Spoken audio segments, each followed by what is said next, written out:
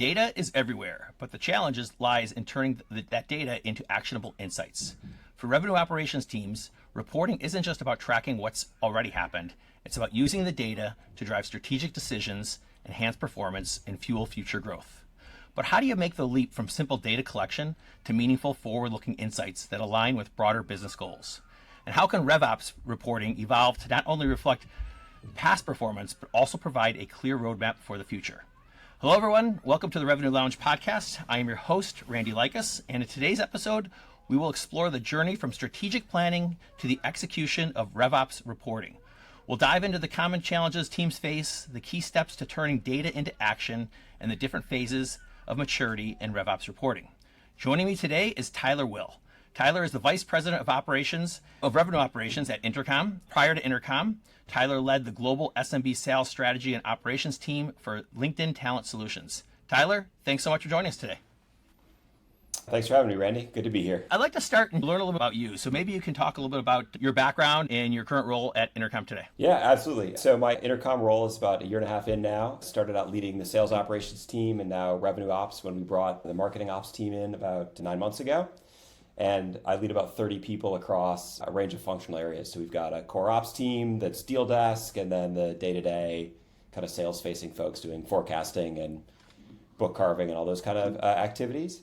We have a planning and comp team that's doing incentive design, setting targets every quarter, and working really close with our finance crew. We have a go-to-market analytics team that does everything from top of funnel all the way through to renewal reporting and analysis, which is big focus for us today, so that's exciting.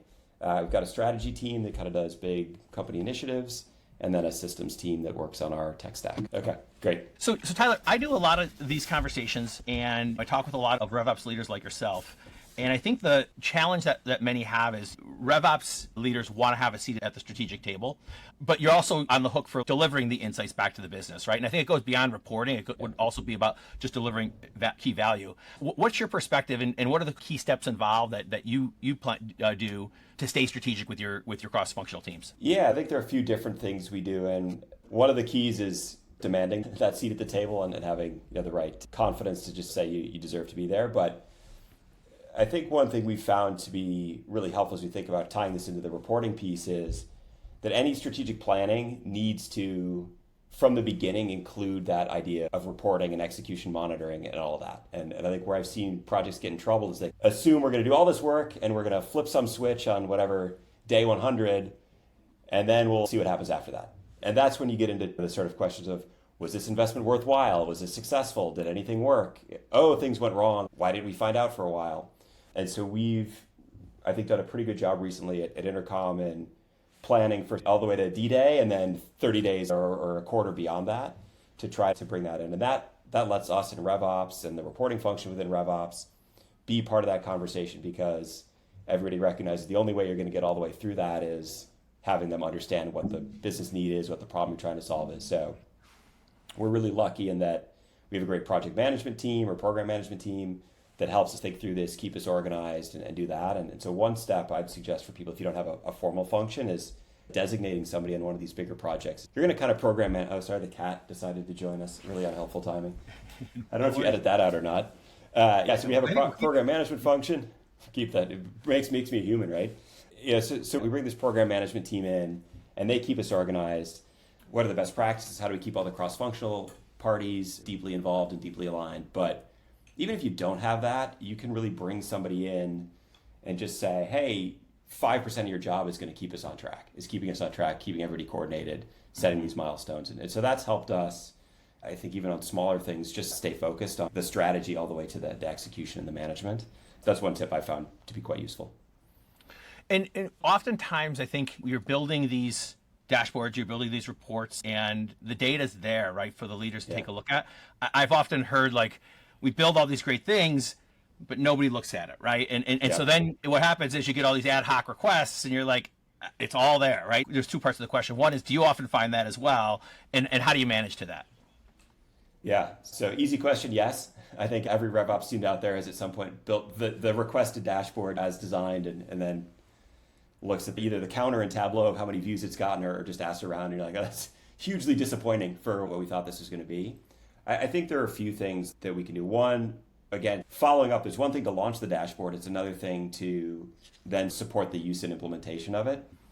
If you haven't actually enabled the sales leaders who may not be the most comfortable looking at data and coming up with their own hypothesis and doing their own work, what do you expect them to do? And I think that's a failing on our part to just say, not only here it is, but here's how you use it, here's how you think about it, here's some questions you might want to ask and try to answer.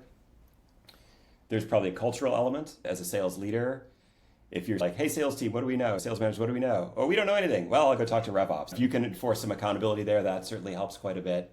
And then one of the other things I think we found, and I think it's a theme that we're going to talk about today, is taking that sort of the facts, the report, and turning that into actions and ultimately, or insights first and then ultimately some actions.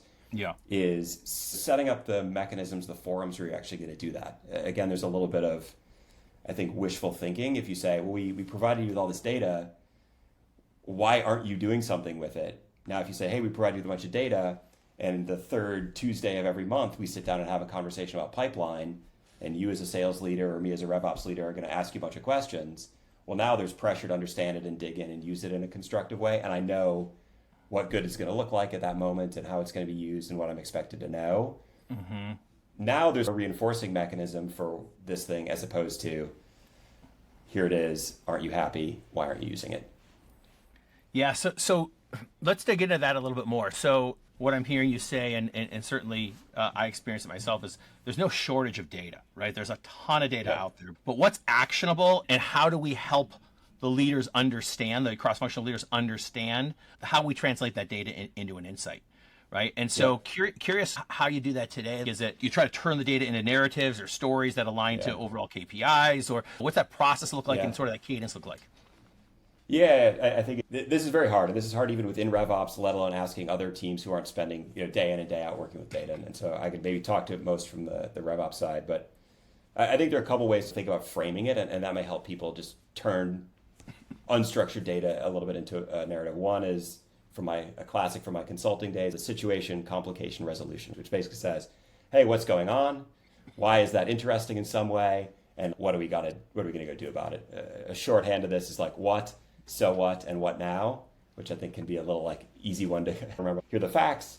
Here's why those facts are interesting. Here's what we do about it. And so this again is a place where I find I do somewhat of a poor job of this with my team of like, guys, you got to generate more insights, and then you walk away. And what you really need to do is actually sit and spend time with people and coach them and show them what good look like. None of us showed up on our first day of work knowing what an insight was. And an insight, it's a little bit in the eye of the beholder. There's not a dictionary definition of like, once it does this, it's now an insight, and until that point, it's not. And so when we talk about that, sort of that framing a lot, like the what, the so what, the what now, or the situation complication resolution.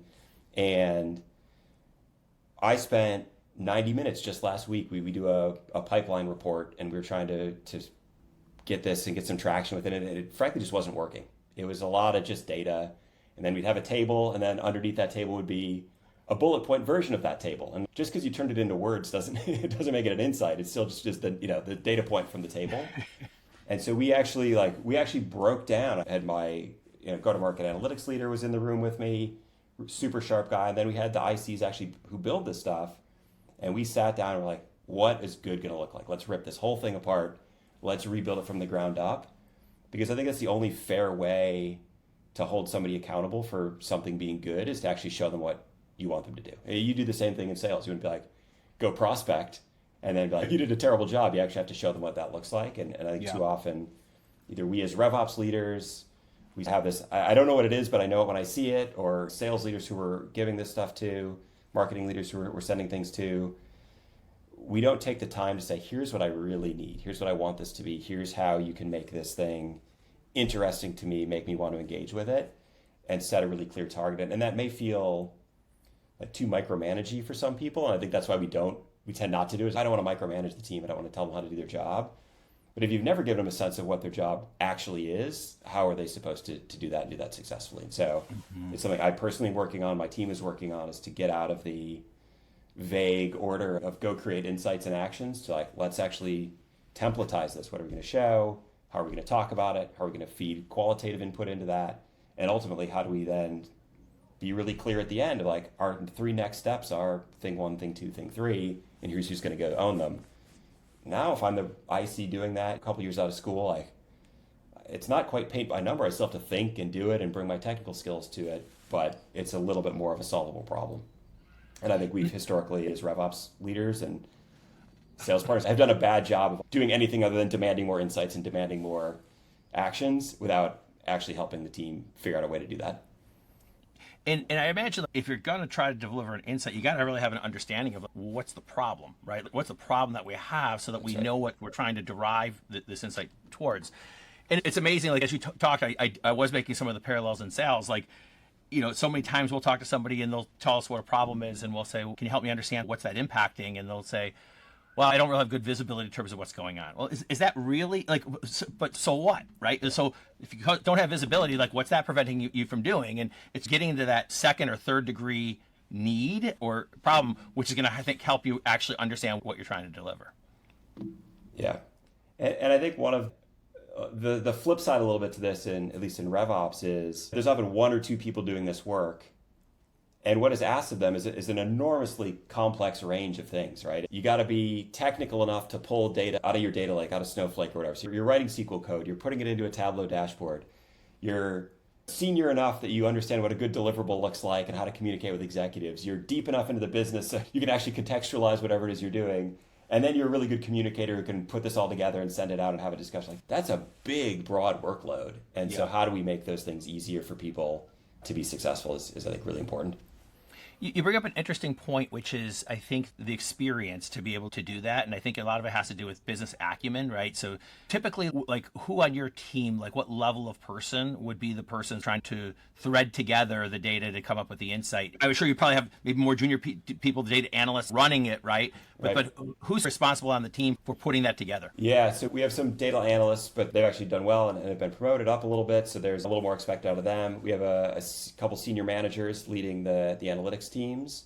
And then it becomes kind of me at the VP level or maybe some folks at the director level, depending on the audience, who are doing that. But I think that's one of the big challenges. And again, maybe one of the mistakes we've made is treating analytics like an academic shop and treating the rest of the function like the actual business people.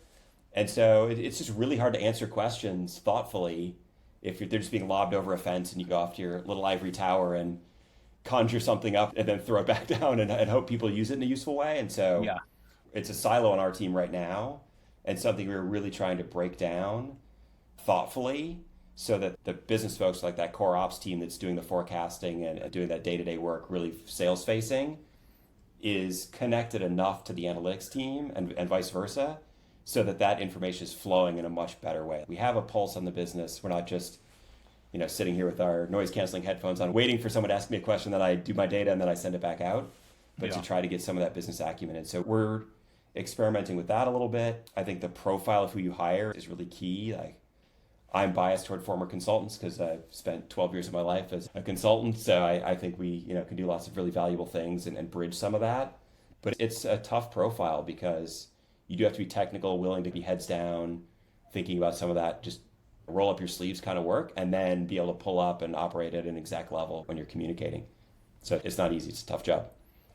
And then do you have people aligned to particular function? So you might have someone that's really focusing on the CS side, and you've got somebody who's focused on pipeline, and maybe you have somebody at top of funnel and medium bottom of the funnel, and then you have the marketing ops. Do you find that it's best if we have specialization around the core competencies to do this work?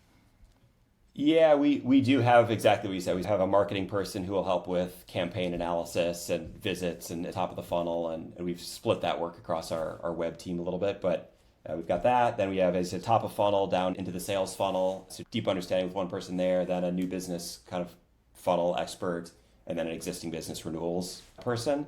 Yeah. It works reasonably well in the sense that they each have different stakeholders. They're mapped nicely to one or two relationships rather than everybody's got four pretty shallow relationships. But you've created a different set of seams in the business, right? Where one person's sort of like, oh, it got to stage one, not my problem anymore. And then the next person tells their story and then it's like, oh, now it's up for renewal. I don't know, not my problem. So finding that kind of right matrixed organization and matrix set of responsibilities where people are at least conversant enough, familiar enough with things that you can talk and share expertise and share insights. And even just little things like, and this is so silly, but it comes from my kind of consulting days. Like, why do you spend so much time making the deck look really nice at the end? And part of that is just, it adds that level of professionalism, coherence that just makes people like buy into it a little bit more. And so when you split things that way, you might get one set of dashboards that looks one way and another set that looks another way and another set that looks another way, and they build slides differently. And so it can create problems of people in the audience then feeling like, hey, am I getting a story that's actually tied together? Do I understand how each of these things work such that I, as a senior leader, our go-to-market president, can she go look at a series of dashboards and follow something through in a logical way? And so it's a lot of effort when you are divided the way we are to make sure those seams and those overlaps are not too big and stuff falls into the gaps. Yeah. Yeah, I was going to ask you what constitutes a valuable insight, but I think you answered it when you said we have to understand the what, the so what, and the what now. But I don't want to make assumptions. So is there anything beyond those things that constitutes that? This, I sort of was joking, this is like the what is obscenity Supreme Court case. I can't define it, but I know it when I see it. And there is absolutely an element of that. It is in the eye of the beholder a little bit. But since I knew this question was coming, I was thinking about it. I think an insight, when does it tip over from a fact to an insight? And I think it becomes an insight when it's data or some feedback, qualitative insights certainly are just as valuable, that's presented in a context or in a positioning that isn't the way we've necessarily considered it before. So it's encouraging us to think about a problem that we didn't know existed or look at it from a new perspective. And it's like a really simple example of this is you come to your RevOps team and say, how much pipeline do we have for this quarter? How much open pipe do we have right now? There's a fact answer, which is $20 million, right? That is factually true. Maybe that was the question you were answering, but that's not actually insightful, right? What starts to get insightful is, hey, Randy, you got 20 million open pipe right now. That's 10 million less than we had at this point, last quarter and a year ago. And that seems like a risk to me. What do I know about sales? But that seems like missing a third of the pipe is a problem. Hey, not only does that seem like a problem, the reason is, we accidentally broke our lead form for a month and didn't notice, so we didn't get any leads. Or that campaign didn't work, or whatever it is. Now this is interesting. Now you're in a position where you can talk about your business as, hey, there's a big risk. Or maybe you've got 60 million of pipe and you've only ever had 30 before. And now it's like, do we need to hire people? I didn't think about it that way. Do we have enough AEs to go deal with this business? Do we have enough SDRs to process all the leads that for some reason are coming in? Is this sustainable? All of that comes from the same basic fact of you have $20 million of open pipe. But it's only actually an interesting number when it's in the context of a trend over time, the implications for the business, a reason behind why it's up, down, sideways. And ultimately, we want our teams working together, working with marketing, to be able to say, well, we got this $10 million hole. Hey, we could quickly spin up some SEM, some paid campaigns. We've got an outbound program that we used to use. We haven't been using because we've been pretty busy with inbound. Like, why don't we go rekindle that quickly and see if we can at least get something going? And worst case scenario, at least we know we got to go tell the CFO, this one's going to be a little ugly, like sit tight, but we're on it. And we're telling you now, not telling you after it happened when somebody goes, hey, why did we miss our new business number by 30% or whatever it is? Yeah. And so that tipping point to me is when like, now we're having a conversation. Now there's something interesting, not just it was a number that I guess answered the question I asked. So for that example, you would give it about like, we have $20 million worth of pipe, but we've lost 30 million. When does that conversation start, right? And meaning when do you start working on the articulation of this? Yeah, I think, again, coming from a consulting background, we always tried to have this notion of being hypothesis driven, right? You don't just go in and like, let's stare at the data and see if anything bubbles up, and you spend a lot of time just poking around. But this notion of, hey, we have a hypothesis. And so this might be coming from a conversation, say a forecast call where our pacing is shallowing out, right? Normally we got to go up at this rate, and right now we're coming in lower, and if we project that, we're gonna have a miss. Hey, what's our hypothesis behind that? Now I can start like, well, why would we miss? Our win rates are down, our ACVs are down, our number of opportunities are down. Oh, cool, it's actually our number of opportunities are down. We're not closing enough logos. Why is that? Oh, it turns out we don't have enough in the pipeline to the deal size is the same, but the volume is off, or vice versa, or whatever it is. That lets you, I think, cut much faster into trying to get to an insight rather than, let's go see if anything interesting is happening in our pipeline. Or let's go, well, why do we have a churn problem? Is really trying to start from that point. So that's one is, and I think that works well for more ad hoc kind of like, ooh, something went wrong, or we heard something, or there's the scuttlebutt at the water cooler, to the extent anyone goes in the office and says any of those words ever since 1955 or whatever. You can end up in that place. I think the other one that we've tried to build is a really clear reporting cadence about the things we think are most important. And so one of those is new business pipeline. Another one is existing business health, retention, churn, contraction. And by setting up a good cadence around those, we're trying to put ourselves in a position to anticipate some of this. So 3 weeks before the start of the quarter, we want to run a deep dive on our pipeline into the next quarter and have a sense of what's it going to look like? How do we get ahead of it? How do we maybe give ourselves enough time to react? 3 weeks into the quarter, we're running a process that is a narrative about how that quarter is shaping up and a refinement of that prior one. And we'll do something mid-quarter. Here's where we are, and we're starting to look ahead a little bit and get into the next quarter. And so I think by being really clear in your plan and your cadence of like, at this point in the period, we're going to do this thing and look at it this way, it just sets you up to know we're going to look at specific things. We're obviously always open to some crazy thing that's going to happen, but hey, 3 weeks before the start of the quarter, we know we're looking at next quarter and we're going to look at it in a certain way. We can just tell that story because we're set up to tell that story. And then mid-quarter, here's how we're doing, here's how we're pacing, here's how the rest of the quarter looks. Too late to do a lot about it. We got 7 weeks to go, but at least we're like checking in on that. We know that's going to be our narrative then, and we start to get a sense of the next quarter. So maybe I'm too much of for the Myers-Briggs fans out there, too much of a J. I like everything nice and scheduled. But my wife would certainly say I'm too much of a J, so there's at least one vote in that camp. But we're able, I think, to manage some of the just, as you said at the beginning, like there's just data everywhere. There are so many infinite numbers of things you could look at and stories you could attempt to tell that might or might not be interesting. And we can contain it a little bit by at least setting up this structure. And then hopefully, with that being present, influence the marketing teams, influencing the sales teams, influencing the success teams on here's what's going on, here are the risks we see ahead or that we're right in the middle of, and let them take corrective action. Yeah. So data's everywhere. There's a lot of it, but we also find that data is very fragmented, right? And we all want it to live in Salesforce as our source of truth, right? But we all know that's not the case, right? And so curious, what do you do in the absence of data, or the data exists, you can't get to it? Any advice or practices in terms of like how you make decisions around silo data? Yeah, so I think there are two versions of that. One of which is like the data is really hard to get to, but exists somewhere. And I think at Intercom, we're really lucky. We have a wonderful team called RAD, which somehow got consolidated from research and data science. They dropped the S. It sounds cooler. So the RAD team will do a lot of that work, helping us really dig deep into the product data or financial data or whatever it is that we need. We've got data engineering teams. And so we're lucky that we're really well resourced in this area to be able to try to pull things out. Really hard to do if you've got a 24-hour turnaround and then you're going to take your best stab at what you've got. Maybe that's a bunch of lagging indicator kind of. I don't know the exact answer to this question, but I can surround it with a few pieces of data that you call like the circumstantial evidence that suggests something is or isn't true. And so that's when you have some data, but not quite exactly what you want.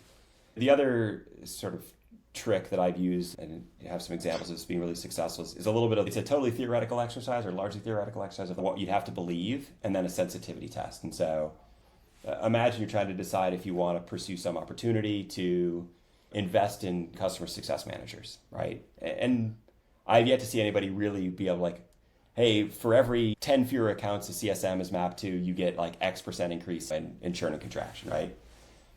No, I've never seen that kind of a correlation analysis done anywhere. Someone's probably tried. I don't know I'd love to hear about it if they were able to pull it off, but it's always a bit of a soft investment case. And so, you can start to do a thing like, well, the 4 people we want to hire are going to cost us whatever, $800,000 a year. And we think they can improve churn and contraction by 5%. And then you can go, well, if 5% is worth, I don't know, $10 million a year, that's a great ROI, right? You're getting a 10x ROI on that kind of a number. But what if they only improved it 4%? What if they only improved it 3%? What if we're only 2%? And you get yourself this break-even point or some sense of like, hey, if we can get this much improvement and that much improvement, it pays off, but anything less than that. And this is where executives are really valuable, because you can sit down and go, hey, anywhere in your life, in your 30-year career, have you ever seen worse than a 2% improvement or more than a 10% improvement? And they'll be able to tell you, there's no way that's going to happen, or absolute, like, I am 100% willing to sign up for a 2% improvement to get this and have the economics of this make sense. And so that kind of what do you have to believe or sensitivity analysis is, I think, a really powerful way of quantifying something when you haven't run an A/B test, or you can't run an A/B test, but it'll give you some confidence in, wow, for this to make sense, we need to close 65% more logos next year. Like, not going to sign up for that. Oh, 5% more? Absolutely, we'll sign up for that. And that can be a good way of putting some structure, it's made up data, but quantifying something that otherwise you're going to have no ability to quantify. Yeah, and what I like about that is also, again, I'm just thinking from a sales side of things, when you start getting them to participate in that, right, you're getting more buy-in, right? And it's almost as if you're risk adjusting the insight, where this is what we think. Well, no, we're not going to do that. And they're giving you feedback. So it's almost as if you're making it, you're getting buy-in up front on it, and not necessarily like in the ivory tower saying, this is what we're going to deliver. Because a lot of times if they don't believe it, they're not going to execute on it or try to make it successful. It's what you had talked about is leaning on them from their experience, and it's creating buy-in, right? And so it's not just you from your team from this ivory tower saying that this is the way that it's done. You're actually sort of risk adjusting it a little bit, right? Which I think actually can help make it more actionable or implementable, right? Yeah, and it's a co-created business case at the end of the day for something like that versus aren't we smart and shouldn't you do this thing kind of an outcome, which is great. Yeah.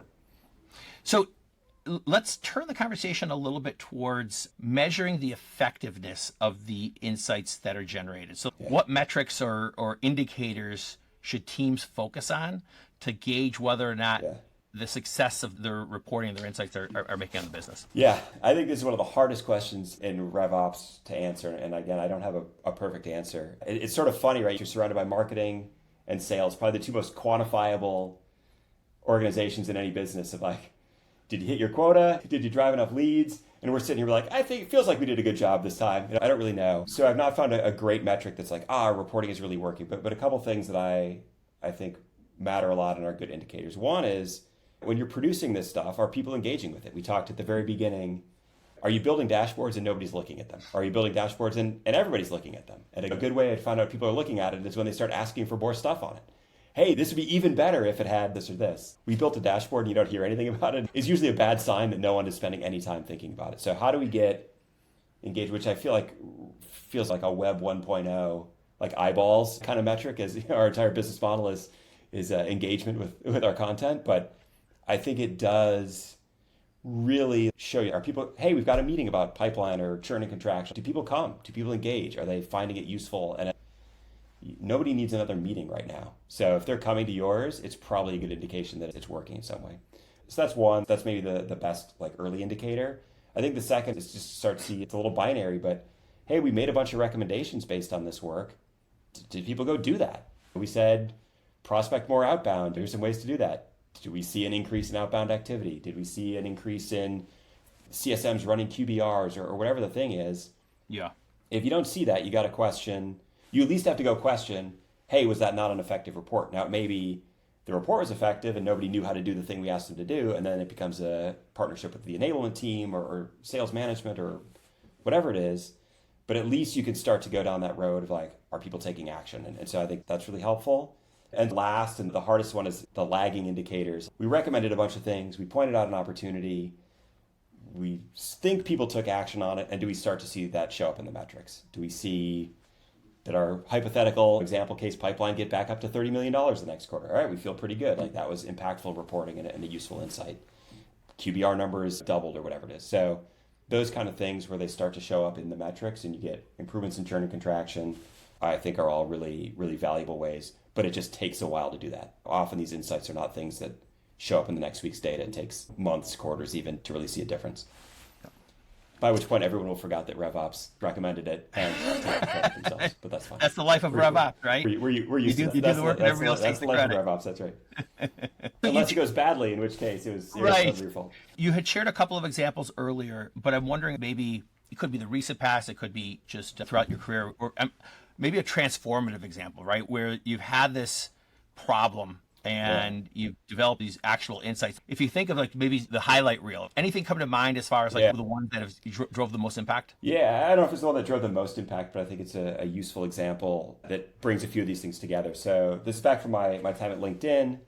and we were working on the learning business. So e-learning business, this is before the pandemic when everybody suddenly went crazy buying e-learning products. But we had a group of customers. We had one kind of account management function, and we had some customers within that were everybody in the company had a seat. There wasn't a lot of growth opportunity, and it was really like a renewal management, a success operation. And then the same rep would own the other 2/3 of their book would be these kind of big growth expansion opportunities. Like it had been landed, but it hadn't been expanded. And what we were finding is some reps really liked working with the sort of all-in customers and making them successful as they could be and guaranteeing a renewal and doing that, but didn't really enjoy the like, let me go out and hunt and try to get, drive growth and like that kind of thing. And so we ended up proposing that we had this hypothesis that we could actually create 2 roles out of what was one role. And that would make these all-in customers happier, it'd make everybody else grow faster, and make the reps happier because they were doing the kind of job that they liked. And so we had this hypothesis, we did all the segmentation work, figured out what resourcing we need, and then ended up in a place where we didn't have any data. Exactly the thing we were talking about before. We had no data. We had to hypothesize, can we increase expansion by 1, 2, 3, 4, 5% on all the accounts that are left in the growth book? Can we reduce churn and contraction by 1, 2, 3, 4, 5% on all the accounts in the other book? Does that improvement seem to pass the smell test? And then would that pay for the extra headcount we needed to run this role?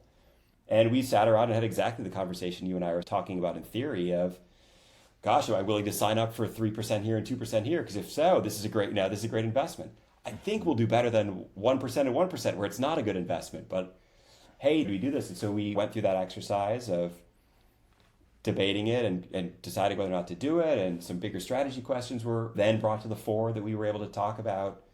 And ultimately, we decided to launch the program and run it and carve out the books and reassign reps to these new roles and hire a couple new people.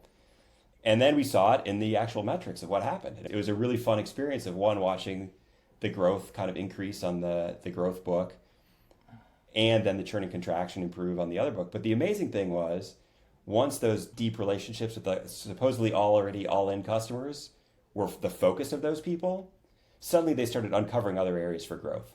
It was, hey, we've got it. Actually, you only sold us the US division. Let me introduce you to my friends in UK or Germany or Australia or wherever. And that team ended up expanding that allegedly unexpandable book anymore just because their mindset was different in the way they approached it. And it uncovered these opportunities that probably wouldn't have been uncovered otherwise. And so it was a really fun project because we got to go through this sort of whole exercise. Like we have this a little bit ill-defined hypothesis to all the analytics we could do to this very hypothetical, are we willing to sign up for this, to doing it and seeing it play out? And it ended up being, I think everybody would say it was a big success as we run that part of the business. Yeah, no, that's a great example. Thanks for sharing that. That's really insightful. So there's reactionary things that we're doing based on data that we have versus, and that might be, I'll use the analogy of rear view mirror, right? And then forward looking and the role that RevOps can play in some of the more proactive or forward-looking insights or ideas. Yeah. And I think this comes back to the key of insights. There are insights about the past, right? There are lots of reasons to explore the past and learn things about it, but it's way more valuable to sit there 6 months ahead of a big churn and say, hey, this thing's at risk. Here's what we got to go do about it, than it is to go, that customer churned. I wonder what happened, and go back and dig in and understand all the problems they had with whatever the relationship, product, their own financial situation, whatever it is. And so I think it's really incumbent upon the RevOps team to, and often these things come as like first diagnoses of things that went wrong, right? We missed our number, we beat our number by 2x, like nobody hit their quota, whatever it is. It's your job first and foremost to diagnose that and understand what went right or wrong. We often spend time doing what went wrong and assuming the right part will just be repeated, but that's a little bit of a different question. I think the key and the missed opportunity is often to say, hey, now that we've gone back and looked at this thing, what do we wish we could turn in from that, like from that learning and that insight, could we turn into the forward-looking piece? Mm-hmm. So it becomes that, why did we miss? We didn't have enough pipeline. Oh, why didn't we have enough pipeline? We didn't run enough campaigns. Okay, now we got to know, we got to run a certain level of campaigns to generate enough pipeline to be able to hit our number and continue to grow the business. But it is hard. There are so many sort of retrospective questions that just pop up, as you said, in the business. And so I think one thing to do is to try to get that mindset ingrained in the team as much as you can. And then some of the things we talked about of, hey, build that forward-looking thing into some of your cadences, right? Forecasting is obviously an easy example of, forecasting is by definition forward-looking, but spending time there, enhancing that with other, not just the reps and managers bottoms-up forecast, but what's the RevOps top-down view? Hang on, you're going to improve your GRR metric by 20 percentage points between now and the end of the quarter? Like, hang on, is that mathematically possible? Those kind of questions I think are useful. We can start being more forward-looking. Doing in some of the reporting, we're going to do 3-4 weeks before the quarter starts. We're going to look ahead to the next quarter and start to get on top of things. Hey, we're seeing churn and contraction for certain reasons as we do a diagnosis. What other accounts have those same reasons, those same events occurring today? How do we get ahead of that and how do we try to fix that? I think is the key translation we need to make. Yeah. That makes RevOps go from being a sort of unnecessary fact finder to a really strategic partner to sales and marketing teams. Yeah, I think there's one thing that's happening in the market right now, and this might not be the case at Intercom, so if it's not, let me know, but there's a lot of B2B SaaS companies who are really just struggling to generate pipeline. And because of the bastardization of the sales engagement platforms who have just been tons of volume, people are just becoming deaf. Even the good messages aren't making their way through because people just aren't doing it. And so what marketing is saying is the cost of developing an MQL is going up. The quality is going down. My conversions aren't happening, right? I think the first reaction was, we got to double down, right? We got to do more. And certainly that's just not working, right? Where I've seen some conversations I've had is maybe we need to think differently in terms of how we deploy our SDR resources, right? Maybe it's not about more emails and more calls. Maybe it's redeploying them in a more strategic way, doing account research, understanding business better. I think that's one example, right, of where we can start getting a little bit more forward-looking. Curious, though, does that example resonate with you, or is that not a problem at Intercom? Yeah, I think, as you said, I think just about every SaaS company is more pipeline would be better right now. So definitely an Intercom, hot topic of discussion. The reasons you're talking about are spot on. I've only half jokingly said that in 2 years, BDRs are going to go door to door with a demo on their laptop because the only way you get anybody's attention is to show up in person. So we're just going to go full cycle back to somebody driving around with samples in their truck. But yeah, it's absolutely the case where the market is just so saturated and everybody's solution is more AI. I'm sure you get the same thing, 20 emails a day, and I just delete them. Even if it might be relevant to me, exactly. The time, the pressure on my time and my willingness to sift through 20 of them to go, maybe I want to talk to 2 of these people by the end of the week. So the folks who I end up talking to are those who've done something more creative. It's an event. I participate in some of these roundtables where they just bring RevOps leaders together and going in, hey, this is sponsored by a SaaS company. At the end of the day, there's a commercial connection that's ultimately going to try to be made. But it's also a chance for me to talk to 7, 8, 9 other people dealing with the same problems I deal with. And I'm way more willing than when a BDR or somebody reaches out to me 2 weeks later to say, hey, I hope you enjoyed the roundtable. Here's a summary of it. Here's the contact information for everybody who's there. Also, if you're ever interested in a demo of our product, let me know. And I'm way more interested in engaging in that than I am in getting spammed. And so those kind of techniques, not quite door to door, but the in-person, make it interesting, make it relevant to me. Yeah. I mean, you'd be amazed, right? Maybe you wouldn't be amazed. You probably see it all the time. How many just badly written prospecting emails there are. There is no part of this makes me want to have a conversation with you. Yeah. And now there's 600 of those. It's just noise at this point. Yeah, and it's only getting worse with AI. I think there's awesome opportunities, right, with AI, but writing more emails is not one of them, right? But on the AI topic and bringing it back to insights, what role do you see AI playing in helping the data analysis piece to drive insights? Yeah, and we're just starting to dip our toes into some of this internally, and there's security concerns and things like that we're always working through. But my hope is that it replaces the human in as much of this sort of first of the 3 steps we've talked about. If you're a human and you're spending 80% of your time figuring out the what, things have just kind of gone wrong. We need to get away from that. AI is such a powerful tool for just, let me ask it a question and it will go crawl through all the data that it's linked to and come back and be here's your pipeline trend over time, kind of stuff. Now I can sit there and tell why is that interesting? Why do I want to go spend some sales leaders or marketing leaders' time having a conversation about what this came back with? I do. Why is that? Because they can go do this about it. It can save so much of that just heavy legwork and let people sit back and think and spend time figuring out why things are interesting and then coming up with a creative, what do we do about it? which is where I think humans are best, is that we're in a weird spot. We've never been in this spot before. I can kind of pattern recognize this, and I've got some interesting ideas. And now let's spend our time in a workshop thinking through how to do something about it, not the first 3 days of my week just hoping I can pull together a basic report. Yeah. So I think it can. I think it will hugely change that aspect first.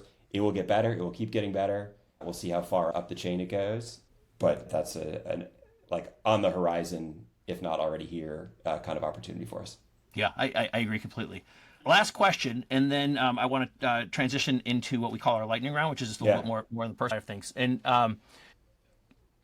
it's heading into planning for 2025. And this is really related to data or insights, but I'd just love to get your perspective. What's sort of top of mind right now for going into planning? It's efficiency, so resource utilization, is it pipeline? Would love to hear from your perspective how y'all are thinking about 2025 and some of the planning things you're doing.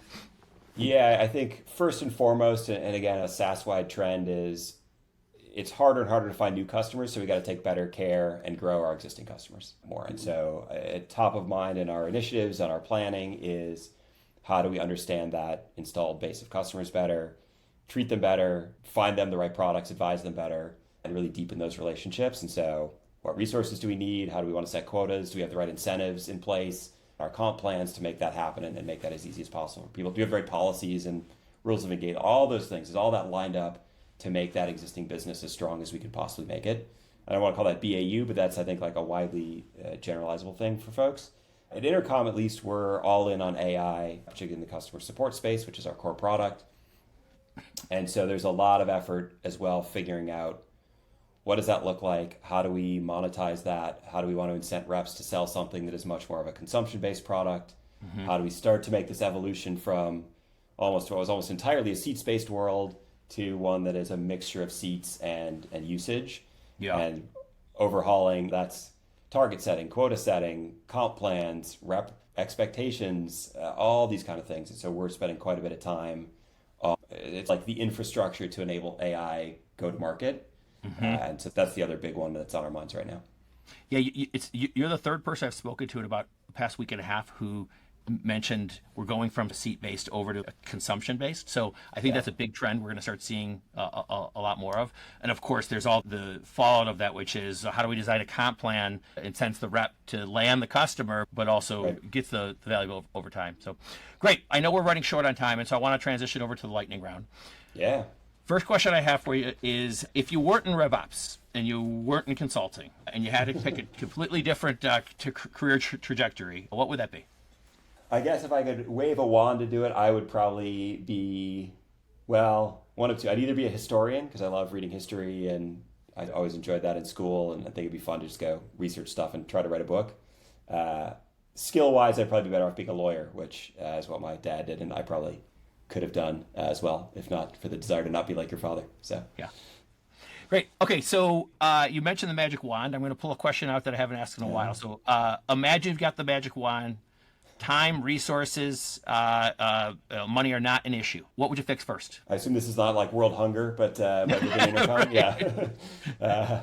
Yeah, if I just confine it to my RevOps world, to that purview, which makes it a little easier, I think, I would get a lot of what we talked about right today. I would have us spend less time on just getting the reporting right and more on what it means and what we should do about it. Yep. If I could wave it for Intercom, I think I would wave it at sort of the consumer plus us of getting the right understanding of AI and how it's going to work and the ROI and like why it's valuable from both sides.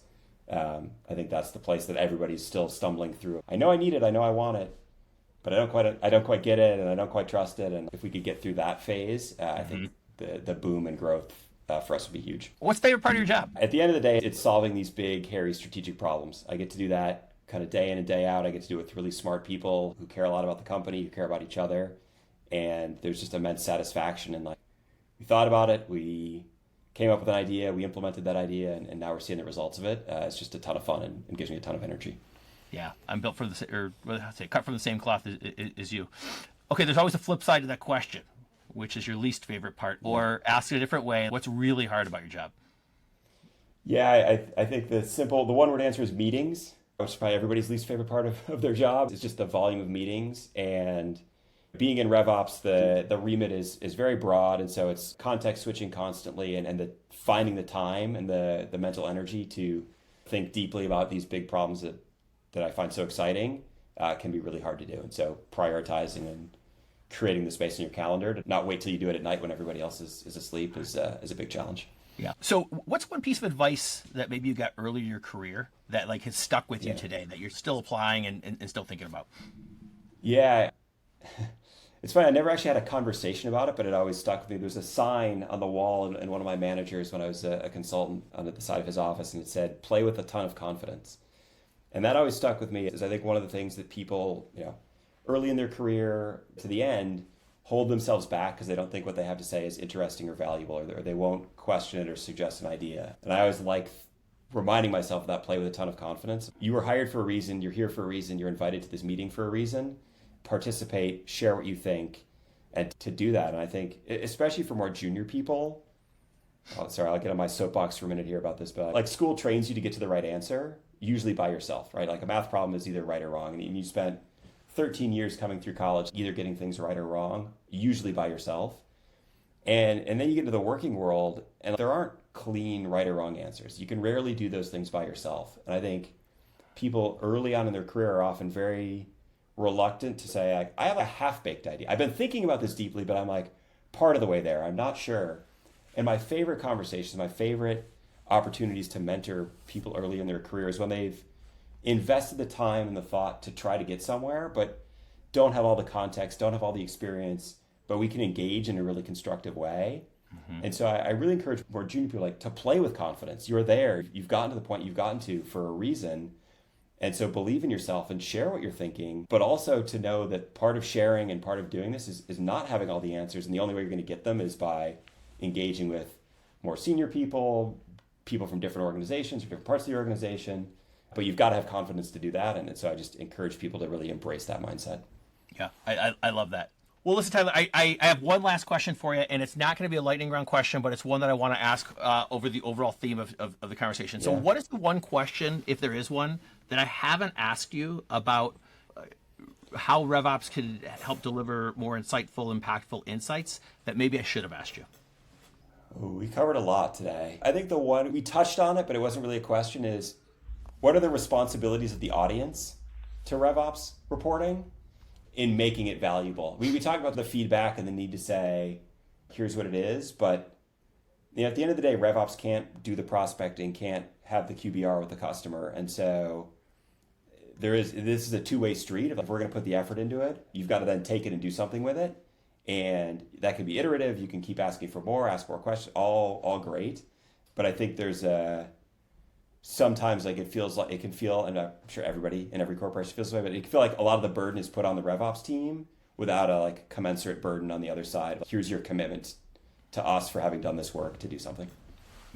Do you feel it's important to set that expectation up front? Like, look, we're going to do the work, right? But we need your commitment that you're going to do something with it. That would be a good idea as we sit here and talk about it. I don't think I do it, if ever, but I think that would be, and you don't want to walk around signing contracts about you ask me a question, well, I'll answer that, but only if you, boss, commit to do something. You're going to be the least favorite person in the office very quickly if you're that literal about it. But there is, I think, value, especially on bigger things, of saying, all right, this is going to be a big lift. I hope you understand this is going to be a big lift, which I think people often don't understand. It's just why isn't it just there? And so if we're going to do this, hey, let's make a commitment that you're going to learn how to use it. You're going to learn how to self-serve on it, whatever the kind of other side of that equation is. Yep. And I think everyone will be much happier ultimately if we can get to that place more often. Yep. Tyler, I think this was an outstanding episode. Very insightful. Appreciate your insights and your candor. Great talking with you. And that's it for another episode of the Revenue Lounge. Goodbye, everyone.